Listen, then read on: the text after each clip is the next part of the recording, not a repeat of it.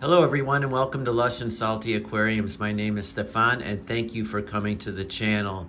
Today something a little bit different. I'm creating a video on behest of my friends in the United Kingdom from Aqua Addiction, a fabulous website devoted to this hobby. Do check them out. And they asked me would I do a tour of my fish room for their channel. And I said, absolutely, so that's what we're gonna do. I love giving fish room tours. I love watching them. So it's one of my favorite parts of the fish tubing zeitgeist.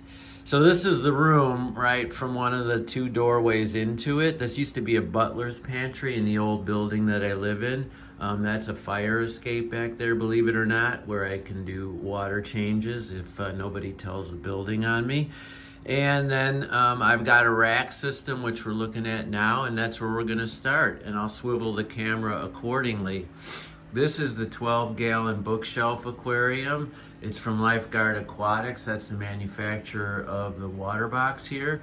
And it's heavily planted, as you can see, and both emerged and submerged growth, a hallmark of my aquarium hobby, and it's becoming even more popular with every passing day, and you can see why. How cool is that? This is pothos up there, some mosses I got on a piece of driftwood that I just set over the tank a year ago and basically let it just reside, right? And so stuck some cuttings and some moss on top and kept it a little moist, and here we go, right? And so the roots come down below, if you beg the pardon of my reflection. All that white stuff are roots from the pothos and other emerged plants, and they are sucking up nutrients from the water, which is always a good thing, especially if you keep heavily planted or heavily populated tanks as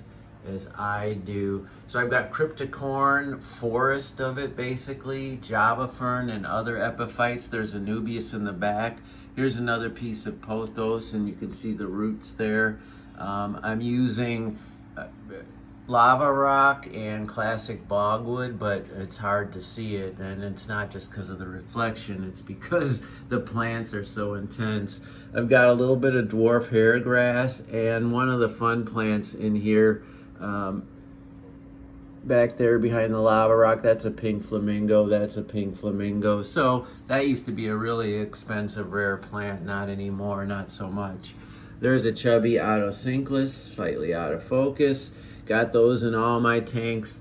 And the reason I have red root floaters so thick up top is, well, A, they look awesome, but I don't weed them as much as in other tanks because I'm keeping clown killifish in here, and they can be notorious jumpers. There's a male right there with the rocket tail. They're also called rocket killifish. I've got 3 pairs in there, a bunch of these lovely chili rasbora, neon green rasboras, pygmy coreodoras, and some pencilfish, which I'd like to show you if I can find one. The Margaritas pencilfish is such a nice alternative to the Bexford. Nothing wrong with the red Bexford pencilfish, but the Margaritas ones are a lot more pretty in my opinion. And I got to find one before we leave this tank. Oh, what a fail that would be. Oh my gosh. There's 6. Oh, here we go. Yay. There. Isn't that pretty? That fish is not much more money than the red Bexford pencilfish, but a whole lot prettier in my opinion. Now below this tank, we've got the 32-gallon bookshelf aquarium. I mean, I wouldn't put this on a bookshelf, but that's usually what they refer to when they're talking about the shape, the more long than tall. This has live bears in it, exotic variations of platy, swordtail, and molly strains. And that's a juvenile. I actually raised that one up, but its mother is this gorgeous leertail red molly. And I've got some tuxedo platies, vivid red with that black coat. There's a fantastic looking leertail molly or a leertail swordtail. I've never been 100% certain, but it is one of my most favorite fish, and you can see why. I've got longfin white cloud mountain minnows, and on the bottom there's a hill stream loach There's a large black Coriandora, Schwartz eye, I think it is. Look at that, how beautiful is that? And I've got a bunch of orange laser Cory cats in here. Hello, Mr. Loach. And Autosynclus, like I have in the other tank. Numerous Neocaridina, those that survive tend to live up and in the weeds here. And then and that's Vallisneria, not a weed per se. Maybe it is in the wild. Anubias, right there, pogo stem and octopus in back, a beautiful crypt wendetti up front here, using dragonstone and bogwood to create a river effect. These live bears have been dropping fry non-stop, and those that stay in this tank generally reside up and in the Vallisneria and the pogo stem and octopus, or the rootstock of these giant frogbit plants.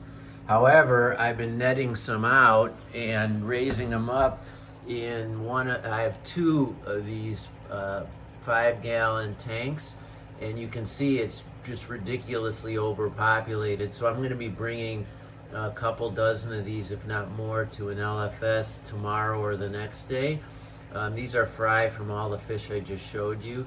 I like to keep a halfway decent aquascape, even if it makes catching these fish harder, because it's in my fish room and I want it to be pretty. So that's Zero Stone and Anubias, and a simple gravel bottom that I keep on the simple side. And other epiphytes are in here. There's some Hydrocolte tripolate and a mystery snail. But oh my gosh, look at all these fish. And you can see regular fin mollies, leer-tail black mollies, and then the red, I'm not sure what those are yet. Unfortunately, it's harder to tell whether those are platies, swordtails, or mollies at this stage in their development. Now there's a leer-tail already, you can see on that modeled one, which leads me to believe it's an offspring of one of those leer-tails I just showed you up there, but not necessarily. Straight fin mollies, if they've been bred with leer-tail, obviously they're going to drop probably up to 50%. This is the other tank, same thing going on here. A little bit less fish, but I try to keep a pretty aquascape in there too. And the ubiquitous brine shrimp hatchery, this is from Zeiss, I think it's a German manufacturer. This is one of the better ones on the market versus the do-it-yourself stuff. You put the heater right in the center there and your air hose, and it's got a neat little valve at the bottom to release the shrimp.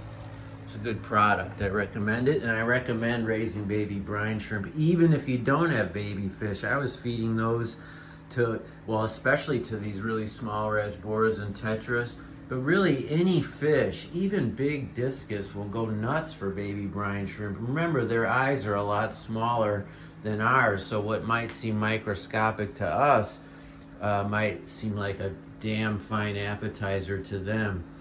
Up top, I've got my collection of aquarium memorabilia, supplies, vintage stuff. How cool are those graphics? What a neat way to supplement your hobby with these collections. Those are some old bubblers, obviously Penplax, big manufacturer in America, made these absolutely hideous aquarium bubblers. Not the diver, those are badass, but that dog with the scuba helmet, I mean, are you kidding me? I wouldn't put that stuff in my tank even as a kid, but it's really cool as a collectible toy. So I've got a bunch of that up there, as well as some hardscape materials. I urge people to expand their hobby by doing things like this, you know, raising the live food, collect the collections. This is some old aquarium literature I have here, and then more of these fun craptacular Penplax items. And mixed in, I've got some books. This is, I think, from the 60s, and there's wonderful illustrations in there, and they just don't do that anymore. Some people take the illustrations and frame them, and I've done that myself, actually. Then, you know, some fun art. And look at that wallpaper, folks. Is that fabulous? My wife found that for me. She's an interior designer, so how apropos. I collect vintage leather jackets, and there's one there all patched up. This is an American art form, right? The leather jacket, you know, James Dean, Marlon Brando. I know my friends in the United Kingdom who requested this video can appreciate a good leather jacket, that's for sure. You gotta have a supply area if you're gonna keep a fish room.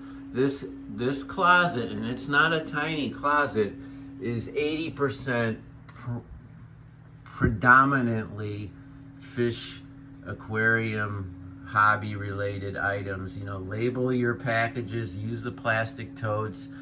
Here's the water changing stuff. I've got nozzles, pumps, and, you know, test kits. The food is right here. I believe in variety, and I have tons of different kinds. These are all the additives and chemicals, and on it goes. And there's some tubing. Over here, and I'm going to step back, is a tank I've just not completely redid, but did a major rescape. So it's got that now cool monument rock there. It looks like something out of the Utah desert or something. Very, very cool, if violating a number of the aquascaping aesthetics. So there is no rule of threes in this tank. There is no inverted hockey stick, which is doing your scape to kind of slope down like a ski hill, or a upside down hockey stick. This is, you know, I'm breaking those rules to just try and do something original, and you know, that's what rules are for, to be broken, right? Ergo, the rebellious nature of my leather jacket collection imbues my philosophy of fish keeping. So I've got Dragonstone creating that monument, surrounded by all kinds of Anubias, mostly petite, but really all kinds. And then in front of that, this is a row of Bucephalandra, or the Boucher plant. Really cool, all epiphytes. And my goal is to have them be the only thing on the rockscape. Behind that are Pogostem and Octopus and Lemonphilia sessiflora, and I've got a little bit of Rotala hra. Now, you know, I might change this up depending on how it affects the scape and which plant, you know, because that hra has taken an awful long time, and the Pogostem and Octopus and sessiflora, I've already cut them back a couple times, so they just might win that war. I've got a golf course-like carpet of Helenthinia, let's just say dwarf sage and hairgrass mixed together, as well as some encroaching Christmas moss and algae for sure. I just basically cut this like a lawn, cryptocorn, and that's about that with the plants. All right, so there's a big mystery snail. Got a couple of them in all my tanks. Longfin white albino Coriadora, kind of a shocking anti-color for this green tank. Then I've got a host of gold tetras and green neon tetras, and there's some of the red Bexford pencilfish. You know, they're bronze, they shine, they're a little bit metallic, but they're not like those other ones I showed you. Green neons and gold tetras are wonderful, tiny, glimmering jewels for the nano aquarium, and I highly recommend both of those two. The gold tetra has been underrated for years, and the green neon tetra is kind of coming into its own the last few years, especially with aquascapers. There's a honey gourami, a wonderful surrogate for a beta splendens, much more easygoing, less controversial, but at no loss for color. This is an Oase Cinescaper kit, by the way, a 20-gallon, and I have a RGB Chihiro's light. I think that's the slim up top. This is a great kit, so it's available and has been in Europe a lot longer than here. The Cinescaper line is really terrific. Oase products are shot through my fish room. Moving right across, about 100 degrees over, on the wall that I actually look at when I'm sitting in my chair, which is right here. That's Elmo, by the way. That's my chair. Sit there, and I'm looking right at this magnificent ADA Cube Aquarium. This is about 23.5 gallons. It's their high version of a 20, so you get those extra 3 gallons in height. Too many plants in here to really name. This was a diorama aquascape that basically is now a nature aquarium, or arguably a jungle aquarium. And believe it or not, I actually just trimmed it earlier today. I've got the SB Rasbora, which is slightly smaller than their Harlequin Rasbora cousins, and I think more beautiful actually. Used to be an expensive fish, now they're among the cheapest fish you can buy, at least here in the States. Another similar story is the Rummy Nose Rasbora. This was really hard to find and expensive just a few years ago, but now it's available on all the better online sellers and occasionally at your LFS as well. Just a great slate gunmetal with those red noses. It's a Rasbora though, not a Tetra. So rounding that out, speaking of Tetras, there's a small group of the ubiquitous Ember Tetras. That one of the most inexpensive, hardiest ways to put a red fish in your aquascape, and that means not not goldfish, not mollies, but a red fish from the Tetra line, and Ember Tetras have been historically popular for just that purpose.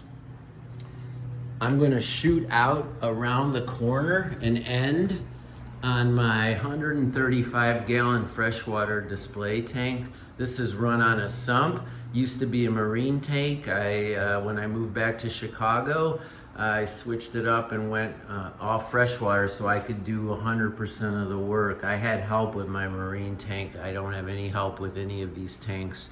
You better love this hobby because there's a lot of work to it. Fortunately, I do. All right, so I've got cichlids. You see the angelfish there, Bosemani rainbow fish. There's the Harlequin Rasbora. I mean, nothing wrong with it. The other one, if you were to compare and contrast, is more bronze and more metallic than these Harlequins. But a great schooling friendly fish and a terrific complement to these big and bodacious rainbows. This is the red rainbow fish or the Millennium rainbow fish. It's one of the two. I am not 100% certain. I thought it was a Millennium, but now I've been seeing red rainbow fish and they look really, really, really the same, honestly. I've got some fabulous long fin swordtails, these veal tail swordtails. You can put some live bears in your display tank, and there's the best, right? That guy. Boom! Oh my gosh, I got those at the swaps, right? So you can get these fish, which would be very expensive if you can find them online, but at a swap or a fish club, if someone's breeding them, they're gonna have babies and they're gonna sell you really premium stock, and that's what this is.